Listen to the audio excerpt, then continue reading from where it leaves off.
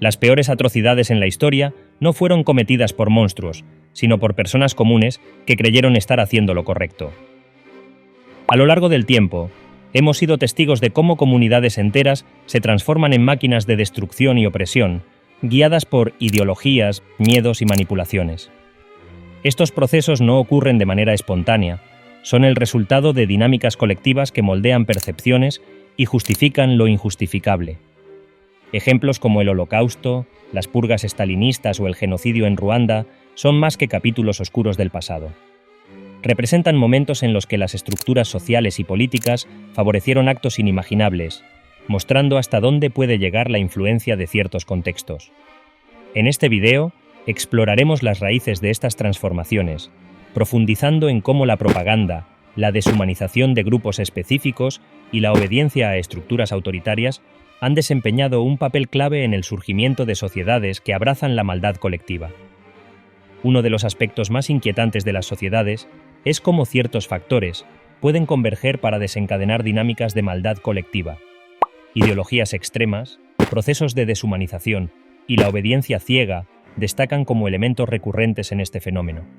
Las ideologías extremas, al buscar la uniformidad absoluta, eliminan la diversidad de pensamiento y tienden a clasificar a las personas en categorías rígidas de nosotros contra ellos. Este proceso genera una justificación moral para acciones violentas o represivas contra quienes son percibidos como diferentes. La deshumanización actúa como una herramienta clave, donde se reduce a ciertos grupos a un estatus inferior, impidiendo la empatía hacia ellos. Esto permite que actos atroces sean percibidos como aceptables. Un ejemplo claro es el lenguaje utilizado en propaganda, donde los enemigos son descritos como plagas o amenazas, preparando el terreno para la violencia. La psicología social también aporta explicaciones relevantes. El efecto de grupo y la conformidad muestran cómo las personas, bajo la presión del colectivo, pueden suprimir sus juicios individuales y participar en actos que jamás considerarían por sí mismos. El experimento de Milgram, por ejemplo, ilustra cómo la obediencia ciega a la autoridad puede llevar a individuos comunes a infligir daño a otros sin cuestionarlo. Históricamente, la Alemania nazi es un caso emblemático de cómo estos factores convergen. A través de la propaganda estatal, la deshumanización de grupos como los judíos y la obediencia estructurada al régimen, se desató una maquinaria de opresión y exterminio que sigue siendo una advertencia para el presente. Este análisis permite entender que la maldad en una sociedad no surge de un vacío, sino de patrones psicológicos, culturales e ideológicos que se entrelazan en momentos clave de la historia. La deshumanización es una de las herramientas más poderosas y peligrosas para justificar acciones inmorales contra otros grupos. Al reducir a las personas a categorías desprovistas de humanidad, se anula la empatía hacia ellas, facilitando la aceptación social de actos de violencia, exclusión o exterminio. Desde la perspectiva filosófica, Hannah Arendt analizó este fenómeno en su estudio sobre los crímenes cometidos por el régimen nazi.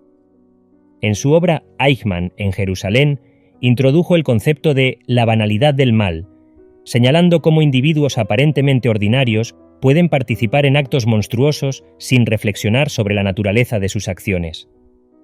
Arendt argumenta que esta deshumanización, más que surgir de una maldad intrínseca, proviene de un pensamiento acrítico y la obediencia sistemática a estructuras de poder. En regímenes totalitarios, la deshumanización suele ser el primer paso para consolidar el control. La propaganda utilizada en la Alemania nazi, donde los judíos eran caricaturizados como ratas o amenazas para la pureza racial. Este lenguaje deshumanizante fue clave para justificar el Holocausto. Similarmente, en el genocidio de Ruanda en 1994, las emisoras de radio propagaban discursos que comparaban a los tutsis con cucarachas, preparando el terreno para actos masivos de violencia. Además de su uso en regímenes totalitarios, la deshumanización también se manifiesta en dinámicas más sutiles de la vida cotidiana y en sociedades democráticas. Palabras o imágenes que convierten a ciertos grupos en el otro perpetúan divisiones y permiten que ciertas desigualdades pasen desapercibidas o sean aceptadas. Comprender cómo la deshumanización funciona es fundamental para reconocer sus señales en las narrativas contemporáneas, ya que sigue siendo una herramienta vigente en la manipulación política y social. La propaganda y los líderes desempeñan un papel central en el mal colectivo al moldear las percepciones, justificar actos inmorales y manipular las emociones de las masas. A través de estrategias discursivas y simbólicas, logran transformar lo impensable en lo aceptable, movilizando a sociedades enteras hacia dinámicas destructivas. Los líderes carismáticos suelen utilizar un discurso simplificado y emocional para polarizar a las masas, identificando enemigos comunes y ofreciendo soluciones aparentemente claras a problemas complejos. La repetición constante de ideas, junto con la censura de voces críticas, crea un ecosistema donde el pensamiento crítico es reemplazado por la obediencia ideológica. George Orwell, en su novela 1984, advirtió sobre los peligros del control de la verdad y la manipulación del lenguaje a través de la propaganda.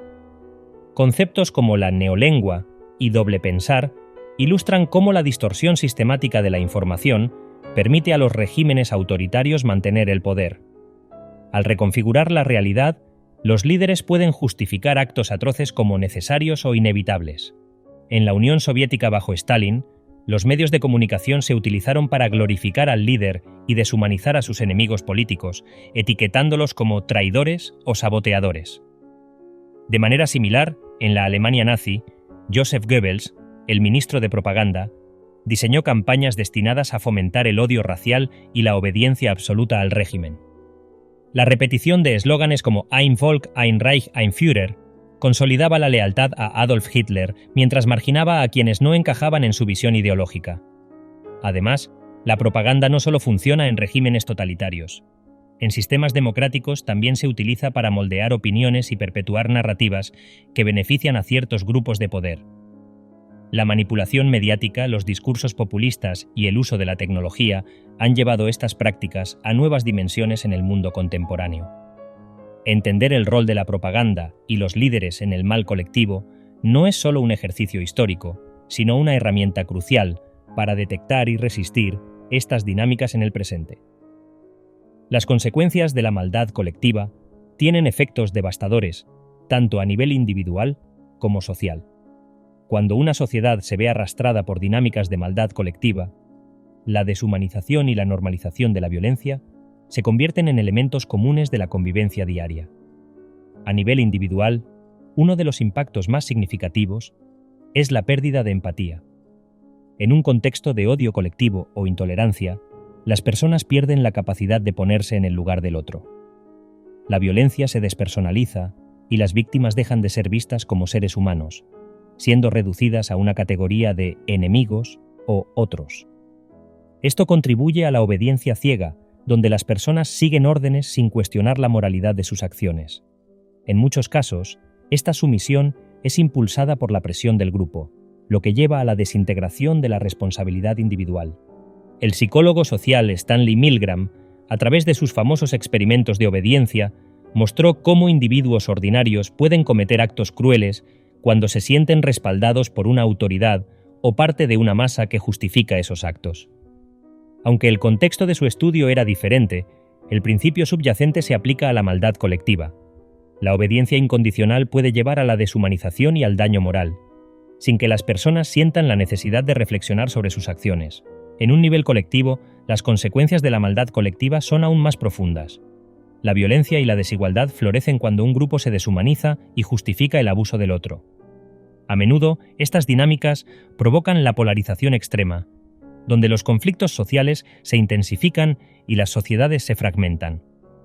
Los grupos marginalizados, ya sea por razones políticas, étnicas o religiosas, se ven sometidos a condiciones de violencia sistemática, privación de derechos y exclusión. Hoy en día, en varios contextos políticos y sociales, las sociedades siguen viendo la fragmentación y la polarización como resultado de la maldad colectiva. Ya sea en las redes sociales, donde el odio y la desinformación se difunden a gran escala, o en la política, donde se demoniza al otro con el fin de ganar poder, las consecuencias de estas dinámicas están cada vez más a la vista. El racismo, la xenofobia y los discursos de odio no solo afectan a las víctimas directas, sino que erosionan la cohesión social y nos convierten en sociedades más frágiles y deshumanizadas. Las consecuencias morales y sociales de la maldad colectiva, en última instancia, muestran que cuando los individuos dejan de cuestionar las narrativas impuestas por las autoridades o los grupos de poder, se compromete el bienestar colectivo y se siembra el terreno para la violencia y la injusticia. A lo largo de este video, hemos desentrañado cómo las sociedades pueden convertirse en escenarios de maldad colectiva, impulsadas por ideologías extremas, deshumanización, obediencia ciega y la manipulación de líderes y propaganda.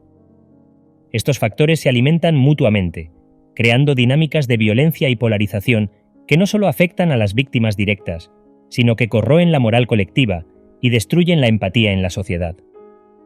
No basta con ser testigos del mal. Tenemos el poder de elegir y actuar para evitar que se convierta en norma.